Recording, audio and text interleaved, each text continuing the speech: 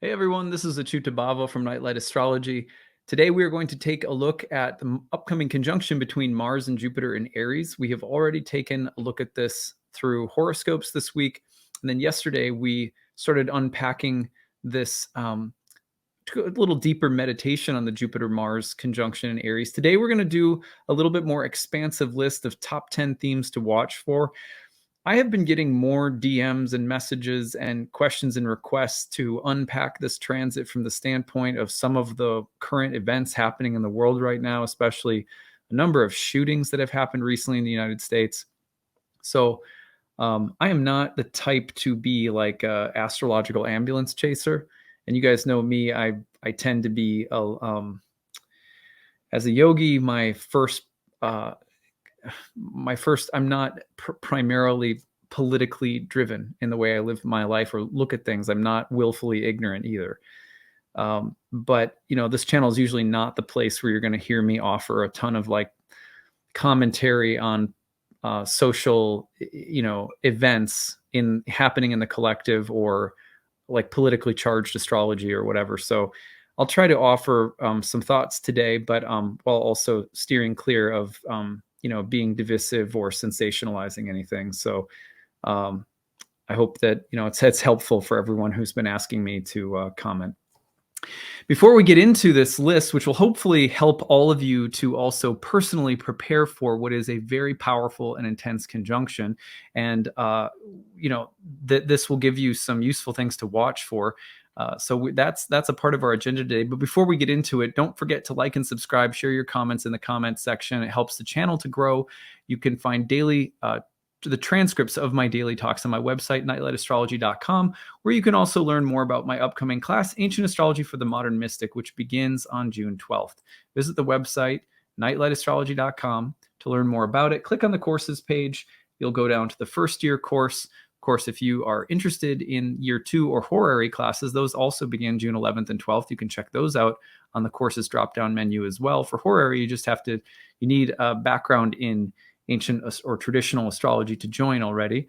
But anyway, for the year 1 course, you're going to click on the courses page, go to the first year program, scroll down. You can learn all about what's included in the course. We've just added a replay of the course Q&A that we did with 4 women who are recent alumni of the first year program. They kind of talk about their experience. So you can check that out if you want to hear more directly from students who have taken the program. The course meets on Sundays starting June 12th. It meets from noon Eastern time to about 2:30 p.m. Eastern time. Everything's recorded if you can't make it live and held on a class website. You get perpetual access to everything. You can download and keep everything, and your membership on the class website is always open, so it doesn't expire. There are 12 guest lectures outside of our 30 normal webinars. There are also breakout study sessions numbering about 8 total. So a lot of content on the year for you to dive into, as much or as little as you want. A lot of people just take the 30 online webinars. A lot of, and then there's another tier of people you could say that are like, I'm taking in everything, and they do every possible thing that's included. So there's a lot of bonus material and support. There's a forum discussion that is staffed with tutors year round. You have access to me year round with questions too.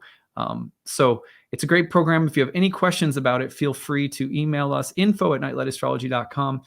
There's a few deadlines coming up. The early bird payment, you only have a little bit of time. That is only good until the week that class starts. So you have up till the start time of the class to take advantage of that. Afterward, it is no longer available.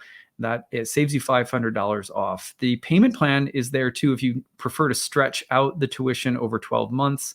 And then we also do have need-based tuition. If for any reason the class is beyond your means, please take advantage of that. We welcome people to use that so that you're not priced out if you have a strong intention and desire to study astrology.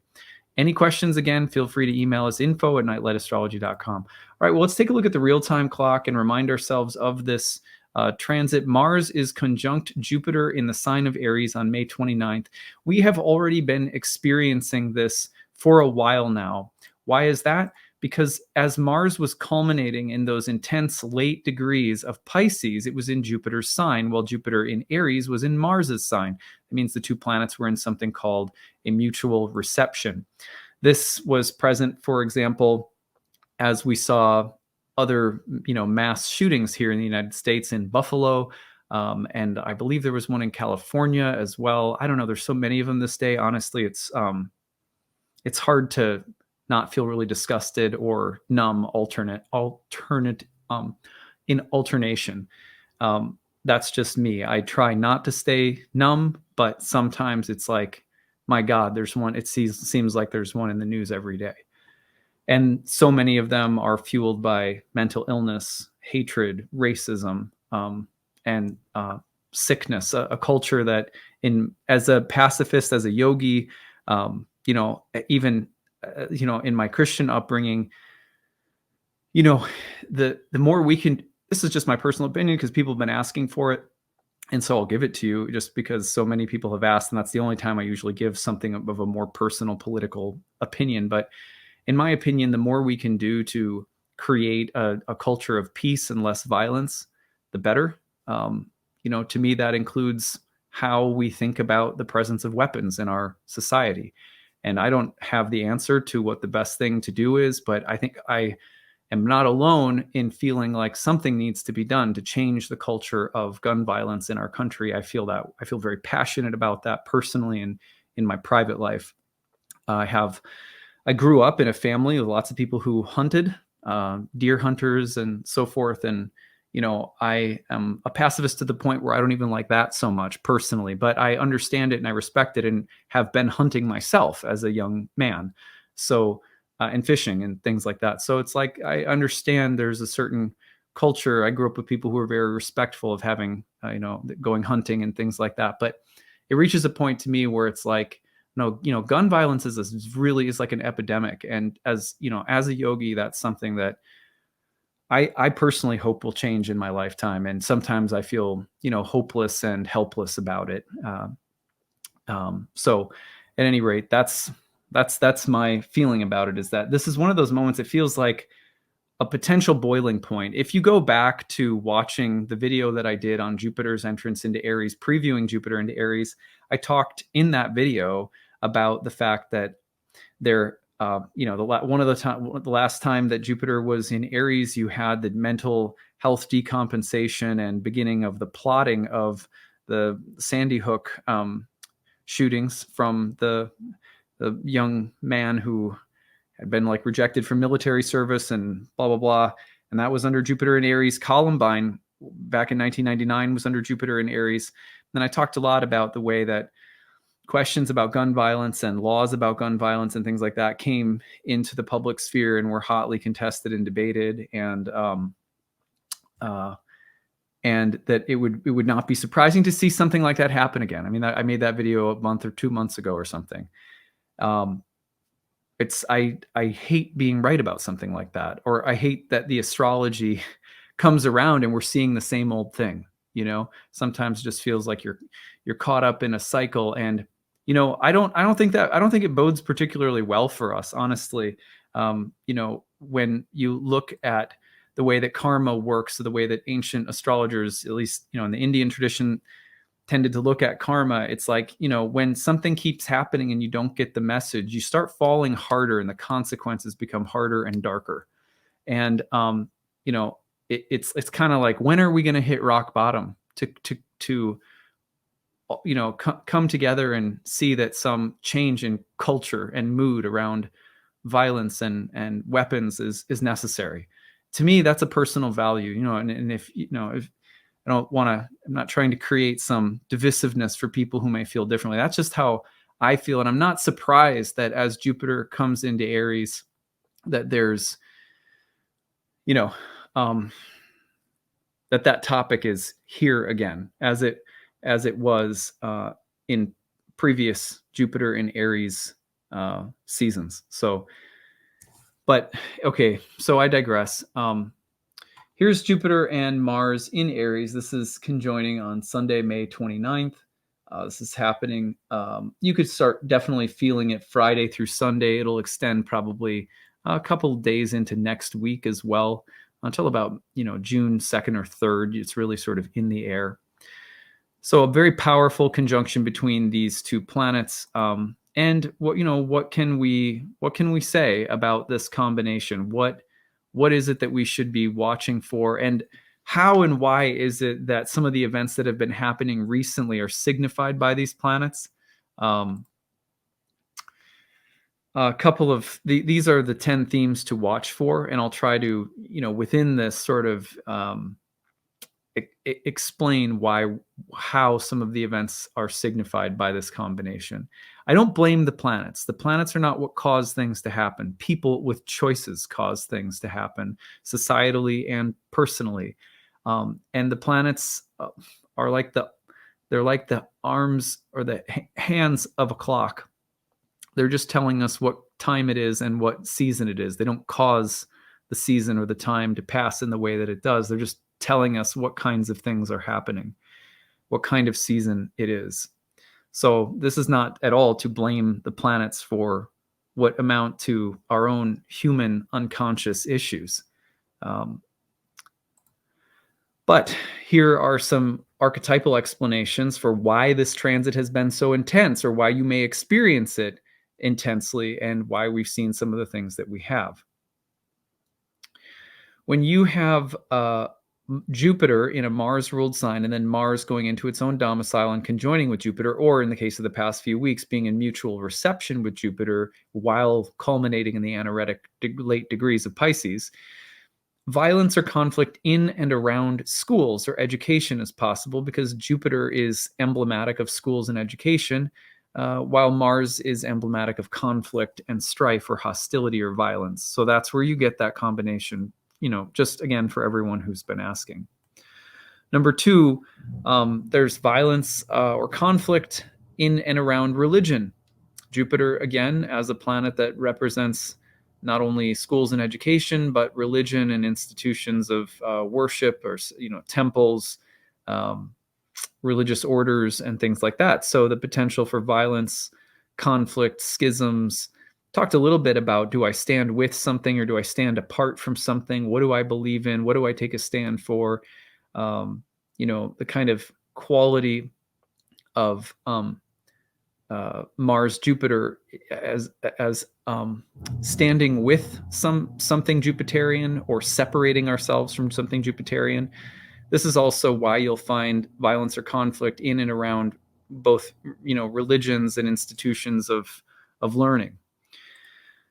Number three would be violence or conflict in and around the law. For example, even prior to the conversation about gun violence and laws concerning guns and gun control coming up in the collective right now with Jupiter and Aries, we've had a raging legal debate about a woman's right to choose, or the prohibition against abortion, which is also a major ideological, political, and legal fight or conflict that is happening right now. So violence or conflict in and around the law, especially where there is a feeling of, is the authority, whether it's an institution or a person or a group of people, are they in the right, or are they tyrannical oppressors? Do we overthrow them or resist them? Or, remember, I mentioned this in the previewing Jupiter and Aries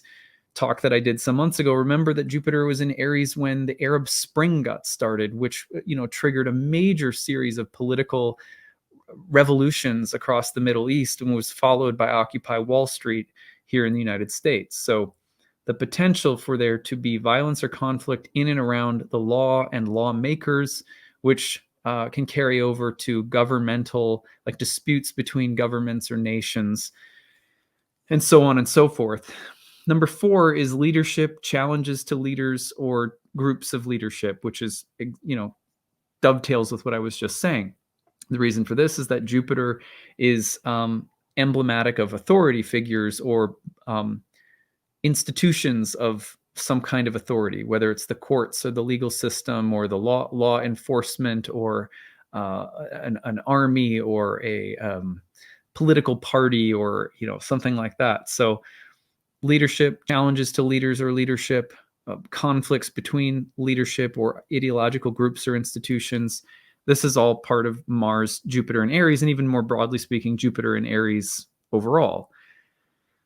One of the reasons for this is that Jupiter is a house guest in the temple of Mars and the exaltation of the sun.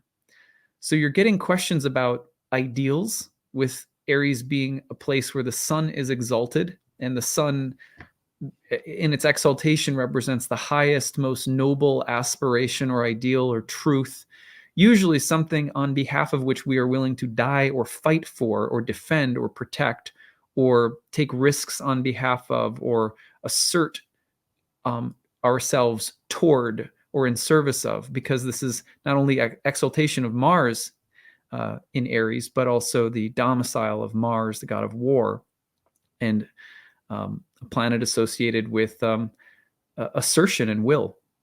So Jupiter in Aries has a lot to do very naturally. And overall, being a house guest in the exaltation of the sun in the place of Mars, this is why you see the kind of ideological conflict. And I align myself with something. This is my mission, or this is my vision. I stand alone. I stand apart. I stand up for something. Or a schism or a break or a challenge or a defiance to such figures or things. This is why broadly speaking, the transit of Jupiter in Aries as well as Mars with Jupiter in Aries can be associated with standing alone or apart, which was the focus of yesterday's video. I won't say as much about that since we spent a whole day on it yesterday. Number 6 is pioneering. Now, closely related and perhaps somewhat more hopeful, I guess, is the idea of blazing a trail. So whether it's entrepreneurs or techies who are, or inventors, people who are trying something new. This Mars-Jupiter conjunction has the feeling of, remember that conjunctions are the planting of a seed. So a seed is being planted right now, which could equate to some kind of prolonged conflict that is ideological in nature, or that's drawn out, or that intensifies in the moon cycles to come as Jupiter moves its way through Aries. Especially since Jupiter-Mars is conjoining in the early degrees of Aries. This has quite a shelf life, this conjunction. The things that are happening right now have a very intense, long effect on the year ahead, as I was saying in yesterday's video. But pioneering can speak to the planting of a seed that requires risk, like starting a business or going back to school, or deciding to leave or join something that aligns with your ideals or doesn't. So that's the pioneering piece. Strength and dominance. These are questions for Mars and Jupiter. What constitutes strength, and there's a fine line between being strong and being domineering or bullying, or strong versus machismo. And this is not just a question for like, it's not just about the hero archetype or about masculine energy. It's about how to be strong but kind at the same time, how to be strong and principled but not rigid, inflexible, and severe. There's questions about leadership, but they stem from our ability to follow something bigger than ourselves and not align ourselves with a cause purely because it gives us an enhanced sense of our righteousness or personal greatness or something. And it's very seductive, right? I mean, that's a fine line to walk. So questions about strength versus dominance, and being dominance here being sort of a negative connotation, strength being more positive in the way that I wrote this one. Questions number 8, anything that becomes religiously, politically, philosophically extreme and involves coercion or strong arming. This is right, you are wrong, join this or I will hurt you. Or if you don't agree with me, you're bad. Or if you have a different feeling or belief or opinion or value, then I want to go to war with you. So this is something to really watch out for. And I feel it like one of the things that, honestly, this is just me. I don't feel like you need to think or feel this way at all. But one of the reasons that I'm careful about watching these things in the news but paying attention to them because I don't want to become numb or ignorant, but I'm very careful about my energy and just what I watch and what I take in and how I do it and how long I do it and stuff like that, is because it's not just what happens that is traumatic and really difficult to watch and expose ourselves to, with all of the heaviness in the news and all the suffering in the world, whether it's warfare or violence against groups of people that are being marginalized, or political extremism, or whatever greed, corruption, whatever it is. It's like you don't want to turn a blind eye to it, but you also don't want your nervous system and your health to get like short circuited from just stirring a pot of darkness all the time either. So it's like this fine line you have to walk. But for me, one of the things that's really hard is that I get angry, when I see things like this, and not all, to be clear, anger is not just bad, right?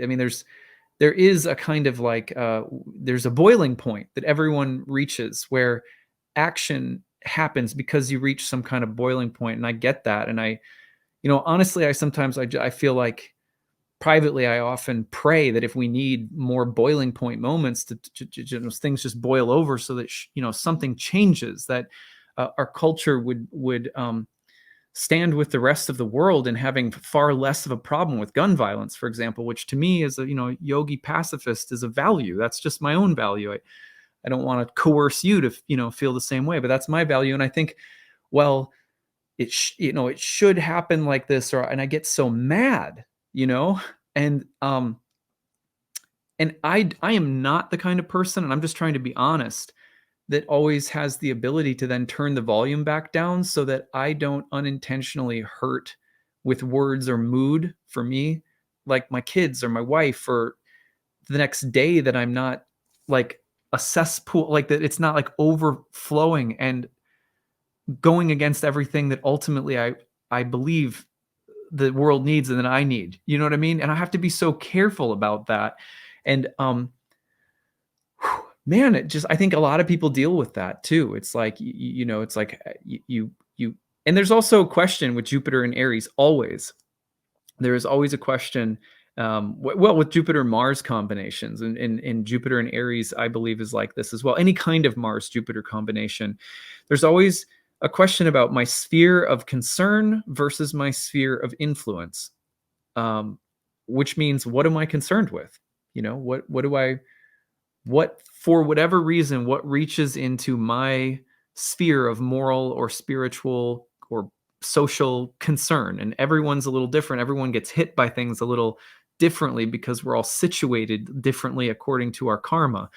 But when you get hit by something, it's like, oh, you start looking and you go, so these are my concerns. But then you have to kind of be discerning about, well, what is my sphere of influence? What can I do about these things? And I think it's really easy to become fanatical and extreme in our concern when we feel powerless to do anything, when we feel like we're not sure where our sphere of concern overlaps with a meaningful sphere of action and influence. And when we don't know where that is, you can feel helpless. And so to compensate for that, you just sort of turn up the volume on the concern. And for me, that's how I sometimes feel. And when I feel that way and the volume gets turned up, and then I go off into my day, I snap at people, or I'm rude, or, like I hurt my kids or something. You know what I mean? Like, not physically, but, I'm like, I'm mean-spirited or something, or I'm impatient or whatever. So I think Jupiter and Mars together have this way of, maybe at their best, helping us understand, here's your concerns and here's how you can make a difference. Here's what you can do. And I think that it's a really deeply personal thing for each of us to understand what we can do to address the concerns in the world that we have. To my mind, there's this misconception that we all have to think that exactly the same thing needs to be done, or we all need to be doing exactly the same thing to show our concern or to affect change. And I think actually, the more that people that we see each other just letting our concern flow outwardly into our actions, into the small cracks of our lives, into the way that we live our lives. And if people see even the small things, but there's just a general increase of seeing people not just seething in the righteousness of their concerns, but in trying to do some small things, some gestures, wherever their presence is felt. To me, those things tend to be like they're like invisible strings and filaments that are working this magic in the world that we can't see. And I think eventually those are the things that do create like a domino or effect where, bigger things can happen. Anyway, I'm just all over the place today, uh, but I think, I think of Mars and Jupiter in Aries, and I think of the question about concern versus influence. Jupiter, broadly speaking, represents our concern morally, philosophically, politically, spiritually, or religiously. Mars is about action. So, how do we act on what we believe? And that's a deep question. It's not, it, to me, for me personally, that question is something I have to ask myself again every day, which is why a prayer and meditation practice is so important.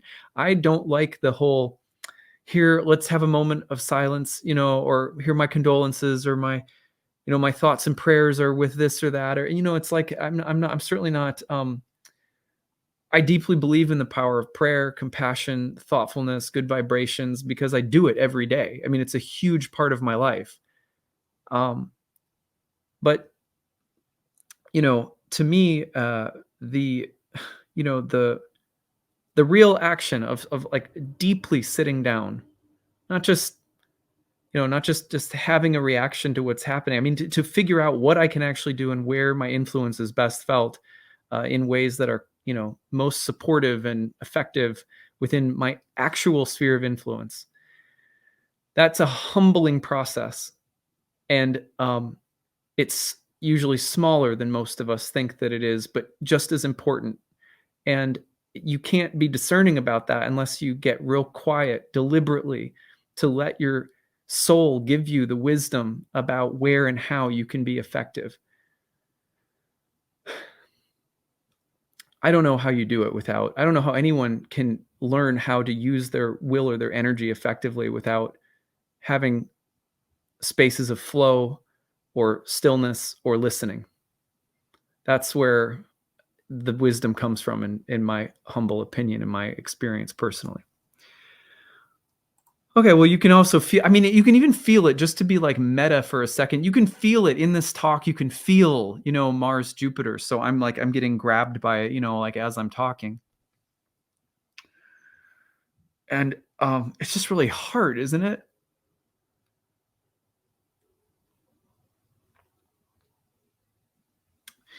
Number 9 is might makes right. This is, unfortunately, there's like a strongman philosophy with Mars, Jupiter, right? Like kind of earlier what I was saying about, coercing or strong arming people with your views or something. Well, it's this idea that like, might and demonstrations of strength is what makes something right. Not that that action is found through listening and discerning the path of truth that comes from listening, but rather that, dominance and action and assertiveness and aggressiveness that makes something right. And it's a subtle distinction, but I'll give you an example. If I want my daughter to finish her food, before she, I don't know, has a treat or something after dinner, I have to find the way that leads from truth to, the coaching or the instruction or the gentle assertion of my will toward where I want my daughter to go. Like, need to finish your broccoli or whatever, whatever it is. If I express my will thinking that it is my will that makes the thing happen, and the thing happening is right because my will is behind it, it never goes well at the dinner table. It's like that never works out. So, and yet I do it. I find myself caught in that over and over again. We do so with ourselves. We think, I will pound myself into doing the right thing.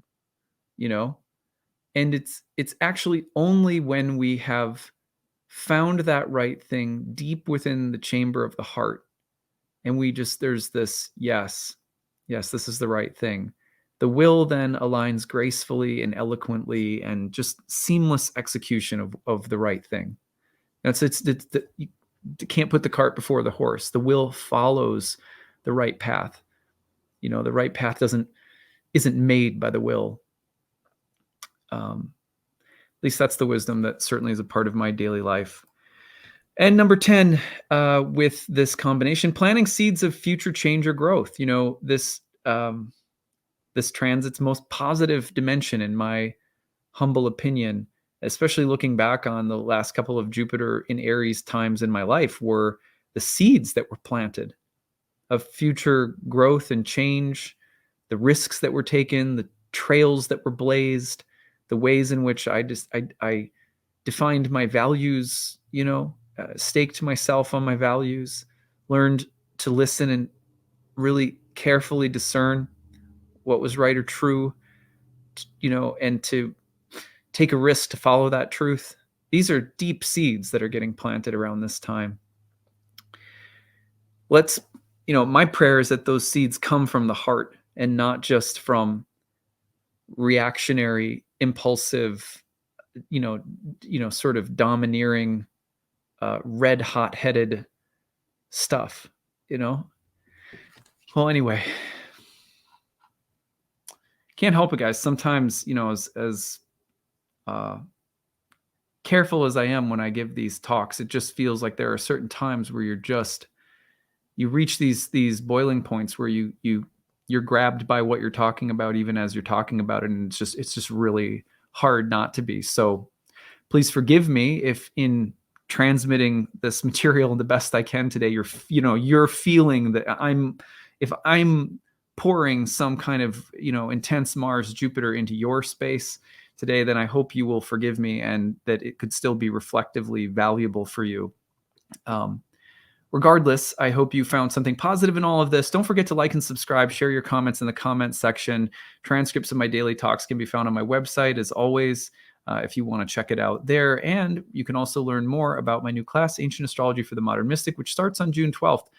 It is a great time to study astrology. Speaking of planting of seeds, Jupiterian seeds. So, for me, the greatest way to sort of combat the intensity, to use a Jupiter-Mars metaphor, is to double down on the studies and practices that help me grow and mature into a more loving astrologer, husband, father, brother, friend. So, right now I'm feeling like a renewed passion for what I love, because I know it's moments like this where I'm like, thank God I have astrology. There's so much intense energy in the air.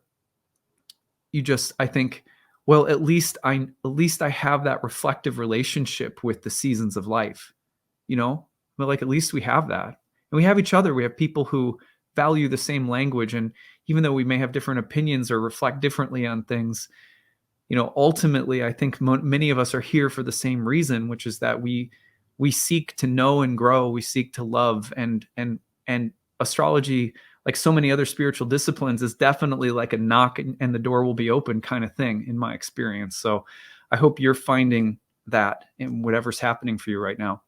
So that's what I've got for today. I hope you guys have a great day, and we will be back again with more tomorrow. Take it easy, everyone. Bye.